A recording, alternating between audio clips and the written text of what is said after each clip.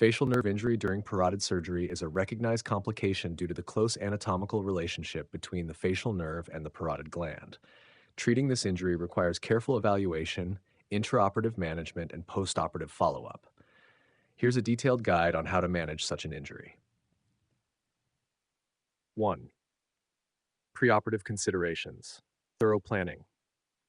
Detailed imaging studies such as MRI or CT scans may help delineate the course of the facial nerve and its relationship to the tumor.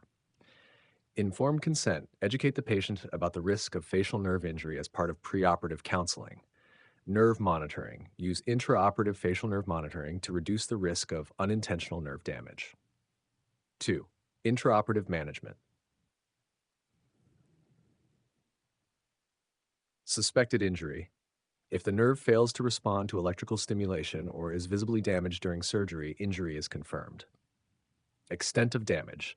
Identify whether the injury is neuropraxia, temporary conduction block with intact nerve structure; axonotmesis, nerve sheath intact but axonal damage; neurotmesis, complete transection or severe nerve disruption. Immediate repair, minimal damage, neuropraxia, avoid further trauma, ensure adequate hemostasis, preserve the nerve within its bed. Severe damage or transection, primary repair.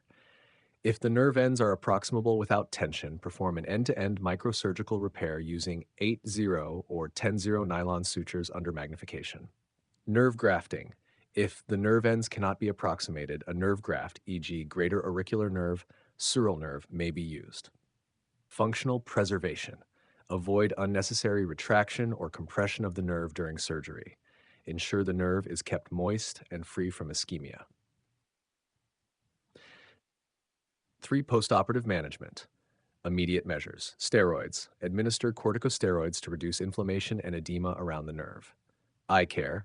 For incomplete eyelid closure, legophthalmos, provide lubricating eye drops or ointments. Protective measures such as eye taping at night. Moisture chamber goggles, if necessary. Rehabilitation. Facial therapy. Begin physical therapy to maintain muscle tone and prevent contractures. Electrical stimulation may help in muscle re-education.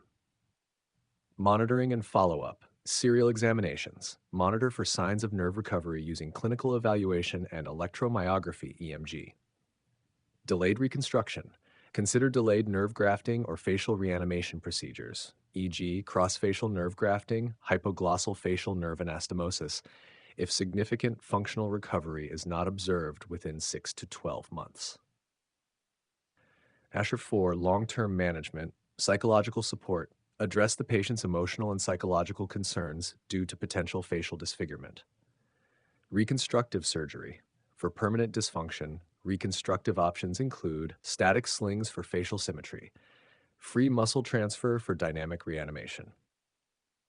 Prognosis. The outcome depends on the severity of the injury and the promptness and quality of repair. Neuropraxia typically recovers within weeks to months. Axonotmesis may take months for regeneration. Neurotmesis may require surgical intervention and may not fully restore function. Effective management of facial nerve injury during parotid surgery requires a combination of surgical precision, immediate response to injuries, and long-term rehabilitative efforts.